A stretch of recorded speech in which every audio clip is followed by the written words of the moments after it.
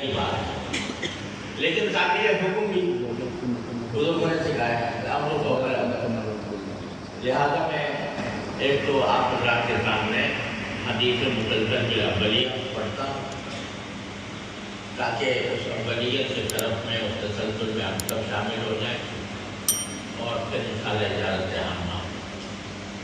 تو حدیث میں پڑھتا ہوں بسم اللہ الرحمن الرحیم الحمدللہ رب العالمین والصلاۃ والسلام علی رسولہ الکریم وعلی آلہ وصحبہ اجمعین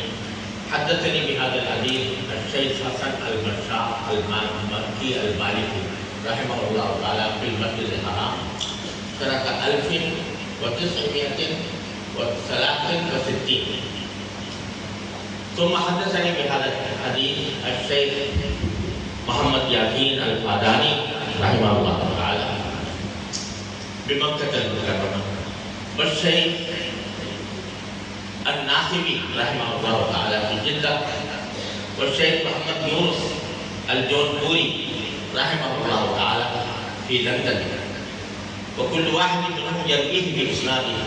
إلى سيدنا عبد الله بن عبد العاص رضي الله تعالى عنهما قال قال رسول الله صلى الله عليه وسلم الراحمون يرحمهم الرحمن تبارك وتعالى يرحموا من في الأرض يرحمكم من في السماء وهذا أقول حديث سمعته من هؤلاء الشيوخ وكل واحد منهم يقول هذا أقول حديث سمعته من شيخي ويستمر هذا التسلسل إلى سفيان بن عيينة رحمه الله تعالى الذي ينتهي إليه التسلسل فأنا أجيبكم جميعا بهذا الحديث بهذا التسلسل رحم الله تعالى عبدا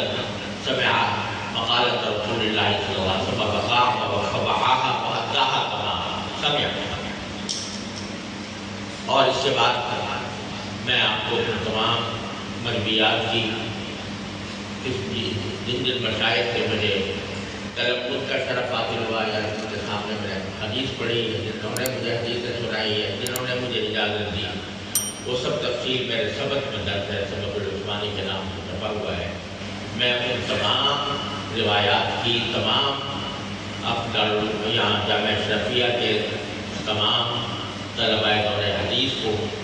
اور طلباء موقوف علیہ کو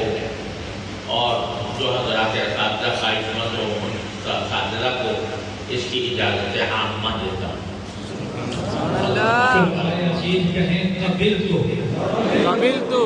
جزاکم اللہ تعالیٰ خیر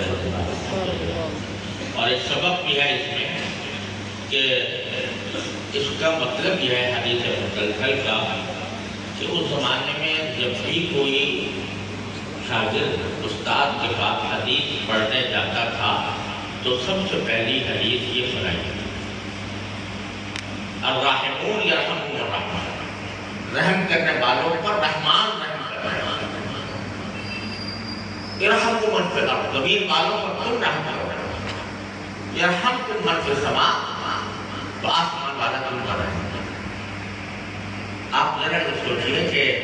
جو طالب علم حدیث پڑھنے آیا ہے تو اس کو پہلے وضو کی حدیث پڑھائی جاتی اس کو پہلے نماز کی پڑھائی جاتی اس کو ایمان کی پڑھائی جاتی اس کو علم کی پڑھائی جاتی لیکن سب سے پہلی حدیث جس کا انتخاب کیا گیا ان حضرات محدثین کی طرف سے وہ رحم کرنے والی حدیث الراحمون یرحمهم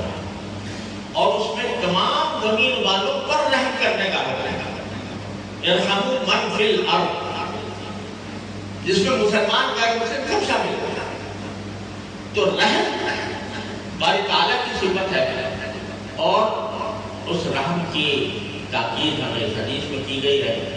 کہ اخلاق اللہ جل جلالہ کے مخلوق کے ساتھ چاہے وہ مسلمان ہو یا غیر مسلم اس کے ساتھ رحم کا معاملہ کرنا البتہ رحم کے عنوان اور رحم کے طریقے مختلف ہوتے ہیں تو کسی غیر مسلم کے بارے میں بھی رحم کرنا ہے رحم یہ کرنا ہے یا اللہ اس کو جہنم میں جانے سے بچائے اس کو اسلام کی توفیق عطا فرمائے اس کو جہنم کی آگ میں جلنے سے بچائے یہ رحم ہے جو ہر غیر مسلم کے ساتھ ہے اور بسبیل اللہ الذین لم یقاتلوکم فی الدین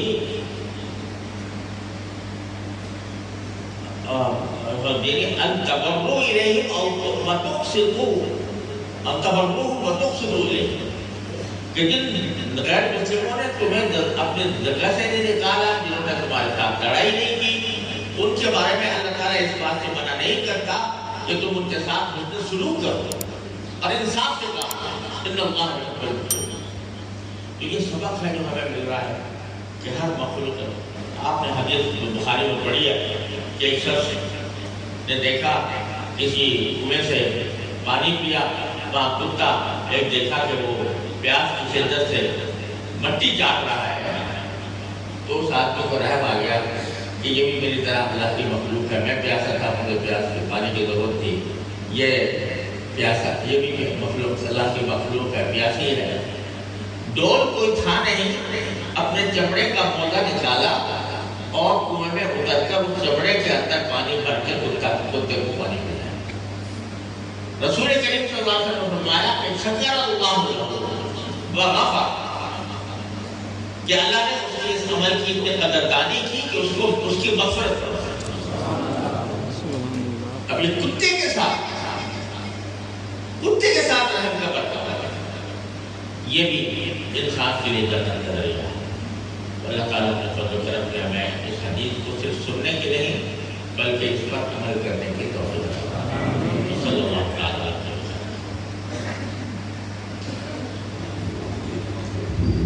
اللهم صل وسلم وبارك على سيدنا ومولانا محمد وعلى اله وصحبه وسلم وبارك